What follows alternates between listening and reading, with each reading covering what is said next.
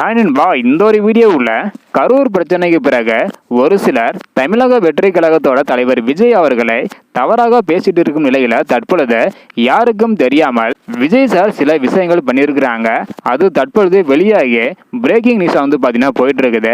என்ன அப்படின்றத டீட்டெயில் பார்த்துடலாம். அதுக்கு முன்னாடி ஒரு சிலர் பாத்தீங்கன்னா கரூர் சம்பவம் நடைபெற்ற 10 நாட்கள் ஆகியும் இன்னும் தமிழக வெற்றி கழகத்தோட தலைவர் விஜய் அவர்கள் பாதிக்கப்பட்ட மக்களை சந்திக்கல அப்படின்றதுக்கான ஒரு குற்றச்சாட்டை ஏற்படுத்திட்டு வராங்க.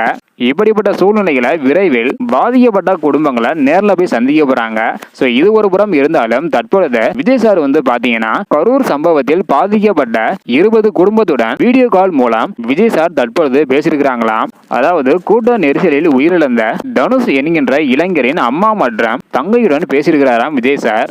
விஜய் சார் என்ன பேசியிருக்காங்க அப்படின்னா, நடக்க கூடாதது நடந்துச்சு. இது எந்த வகையிலும் ஈடு செய்ய முடியாது.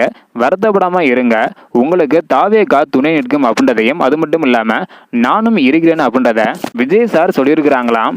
இது அவர்களுக்கு ஆறுதலையும் நம்பிக்கையும் கொடுத்திருக்குதான். மொத்தம் 20 குடும்பத்துடன் பேசியிருக்கிறாங்க.